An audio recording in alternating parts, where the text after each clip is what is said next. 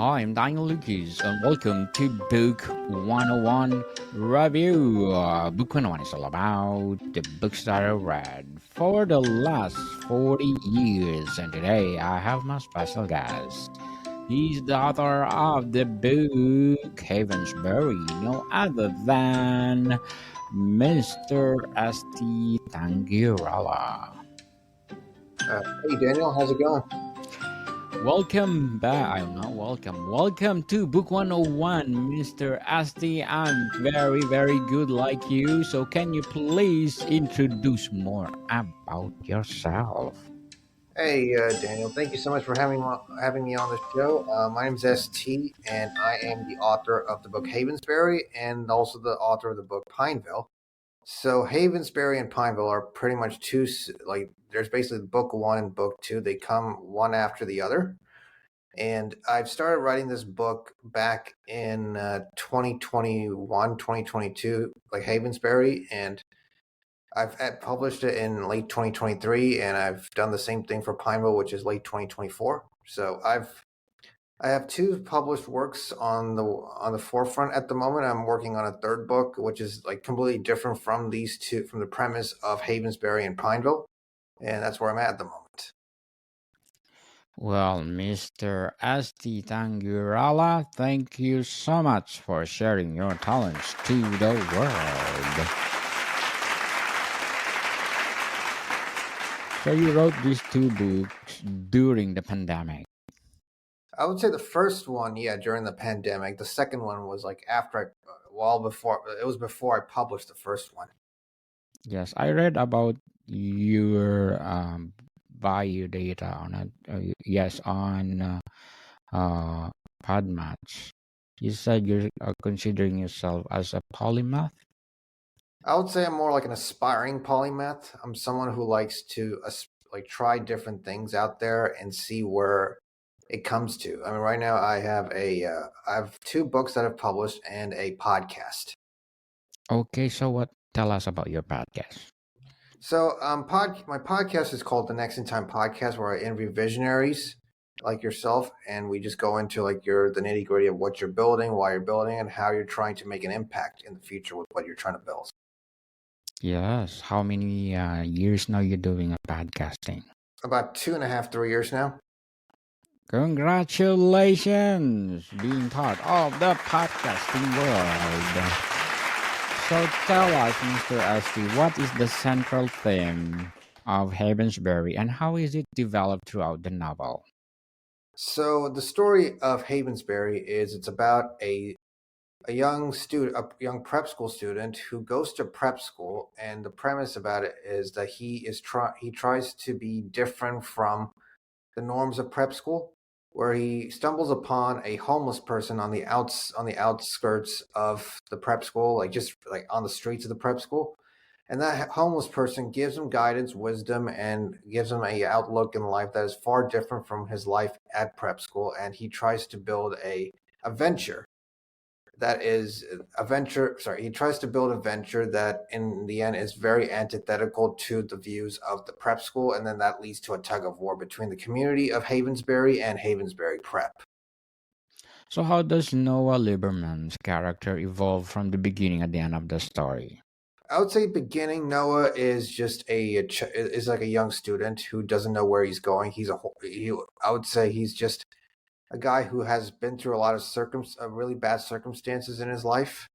Losing family members, but then moving from New York to Charlotte, and from Charlotte and then Charlotte back to New York. His worldview and lifestyle has changed from that front, and because of that, his grades suffer, and everything just goes crashing down in his life with his family. And his parents send him over to prep school as a favor for the dad helping out the actual professor back when there were students and at the Wharton School of Business. So so that's kind of where so the main character goes through a bit of trials and tribulations of prep school, where he ends up in a very bad path, and as a result he gets saved by a homeless person, and that homeless person gives him that guidance and that confidence of, you know there's a world outside the prep school that Noah can experience that isn't, just like the world of prep schools. So, in what ways does the setting of Havensbury Preparatory Academy influence the narrative? I would say Havensbury Prep is it's a prep school in a way where it has the elements of a traditional prep school with with the ways of operating in a more modern corporate sense. So it has like a mix of those two worlds, and that world is like you have to be like a world of an elitist if you want to be a part of a modern day elitist. And Noah is like the antithetical to the modern elitist. So, what the challenges does Noah face at the Havensbury? What challenges that Noah faces during Havensbury? Yes, I would say and how does address them? a very tyrannical like professor or like tyrannical principal. A a setting where it's just a bunch of students just in like going to their books and doing their activities. That is not how Noah sees the world as, and he kind of ends up going into a dark path because of the fact that he can't really fit into that world. So, how does Noah encounter with the homeless man serve as a turning point in the plot? So he ends up in a so he kind of goes if you want to go dark, he kind of goes through like a suicide, like he kind of like tries to commit suicide in the lake. Is this a spoilers or what? One of the spoiler. Oh no, but I wouldn't call it that, but it's just one way. Okay. Well, anyway, what lessons about resilience and entrepreneurship does Noah learn from his mentor? From his mentor, like what do you mean? Like what lessons he learns? Yes. Yeah, he learns this. He learns a lot about like what's more important in life, which is community and family, and that buildup of people coming working alongside each other. That pretty much helps him, go, and that pretty much helps propel him into becoming a newer person. So, how does the novel explore the theme of belonging within elite academic environment? When Noah becomes the student, and then he has to set himself living inside these dorms, and he has to go to classes, and everything is just like it's full of students from all over the world. It's full of students from like the highest points of life, but they don't know a world that's beyond that world. And so Noah now is like now living amongst a new set of people that aren't like the typical students he was used to back when he was in New York. So, in what ways does Noah challenge the traditional mindsets of those around him? I think he tries to coalesce a lot of townspeople who have had their own town be more affected by the prep school, and it's like it kind of builds. He tries to coalesce a large community of Havensbury, going against Havensbury prep, like where he when he gets into a certain bit of trouble, the people in Havensbury like rally around him and then tries to help him get through this tough situation. So, how did you depict the impact of communal bonds and individual growth? Sorry, what was that? How did you depict the impact of communal bonds and individual growth? I mean, it's a very complicated way of how I displayed it. It was more about like how Noah, he goes through a tough situation, but at the same time, he also starts helping out each community's businesses. That kind of helps solidify that bond he has with the community. So, what the role does the principal play in Noah's journey, and how does the relationship evolve? So Principal starts off as this guy taking note. So if you've ever seen, have you ever seen Dead Poet Society? Yes. So it's kind of like the main principal. It's like a mixture of the principal and one of the main characters' dads. His name is Neil. in Dead Poet Society. His father is like pushing him to become a doctor, right? So it Yes. kind of made that character of the principal kind of resemble those two kind of force. It's like the principal of Welton Academy with a bit of this guy's what does he call it? Neil's dad. So he's very hard on every student, but also he's open minded to the world. So it's kind of have that a modern, strict, traditional kind of principle, but with a bit of sensibilities of making it look more fun and cool at the same time. More fun and cool, like Book 101 review. What are the key moments that highlight Noah's personal growth and development? The key highlights that is when he starts helping out businesses in the area. He starts building a relationship with his girlfriend in at the prep school, and also him trying to grow from being scared of life to now being able to conquer life. Amazing. And how did you use secondary character to support or hinders Noah's journey? I would say there's the secondary characters of first of all, the principal is the main antagonist, where he gives Noah a hard time throughout. There is other students that other like fellow dorm mates he builds friendships with. He initially has like a rough relationship in the beginning, but then they start working together to build this venture in Havensbury. That and then at the same time he has other nemesis who are like all right, who just like try to bully him at prep school.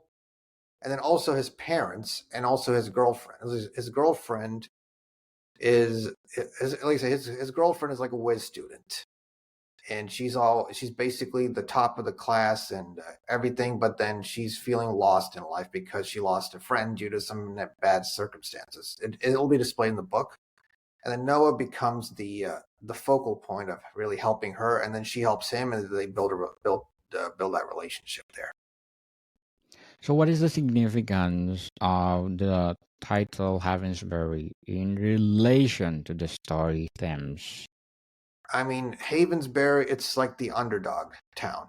So you have two towns, two places. You have Havensbury and you have Havensbury Prep.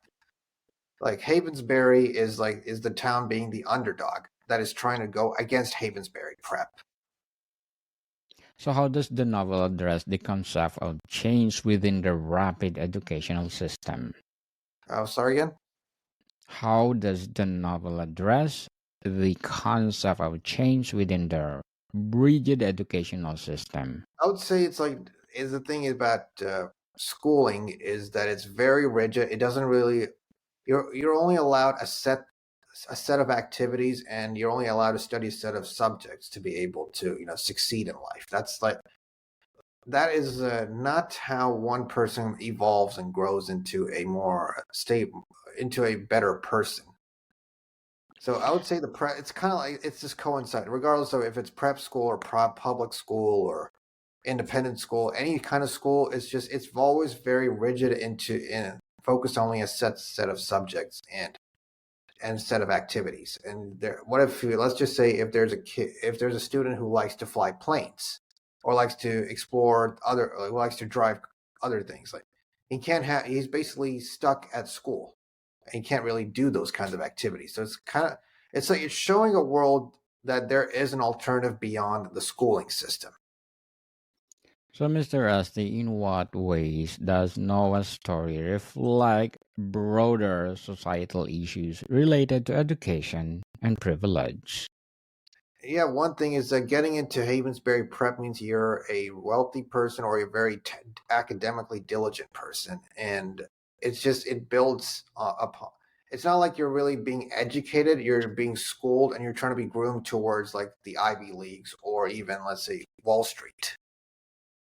So, Mr. Rusty, what would be your advice for those people out there want to write their novels, their memoir, or their story? What advice would I give? I would say just keep at it. I would say take a lot of walks and just be in your own imagination and from that you'll be able to get ideas. And stop procrastinating, people. If you have the passion to write, write. Who knows, you will become Mr. S.T. Tangirala, as now have 2 novels. So, what are your short-term and long-term goals in writing? I would say short term is keep writing being able to publish my next book, and long term is turn those books into screenplays or into TV shows or movies or web shows. Good luck to your goals, Mr. S.T. And how did you balance moments of adversity and triumph in Noah's journey? Oh, is that a question? Yes, So how did I balance Noah's adversities and challenges? yes. I mean, Noah is similar to me in a way because I faced similar adversities and challenges that Noah faced in the book. So you have this in reference to yourself. Yeah, it's most of it is referring to my own life experience because I was not a great student. Noah was not a great student, so we both have that. We were dealing with adversarial school like teachers back when we were young. So, Mr. Esti, what narrative techniques did you use to employ to engage the I, reader? mostly first person. I spoke the novel in first person and just kept it focused only on Noah's, like have Noah be the anchor of the whole story. It's the same way I've done in the next book as well. So, how does the novel's ending provide resolution to Noah's struggles and aspirations? I mean, the ending comes down to Noah becoming a successful entrepreneur 10 years after his events at Havensbury.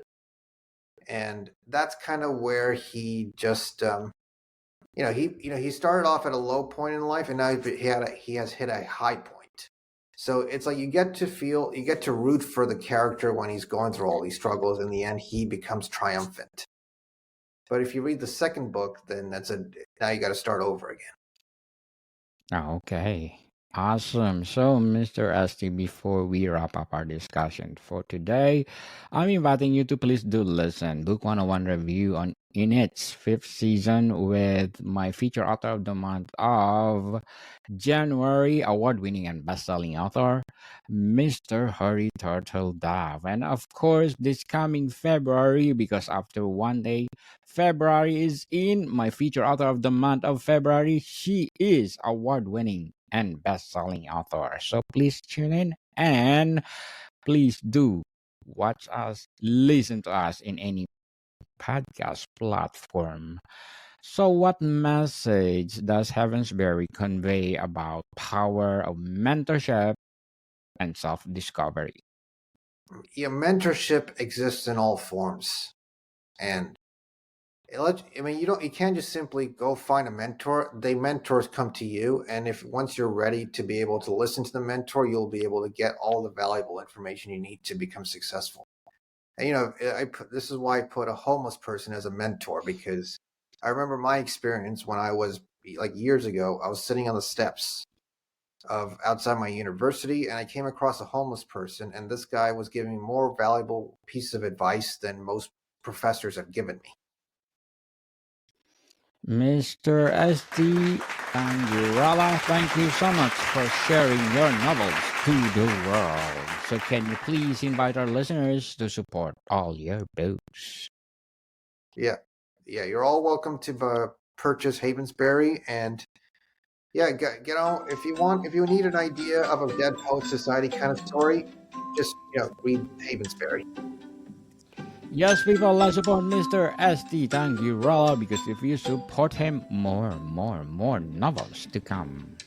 Who knows, become more award-winning and best-selling author. So, Mr. S.D., thank you for your time. All right, thank you, Daniel.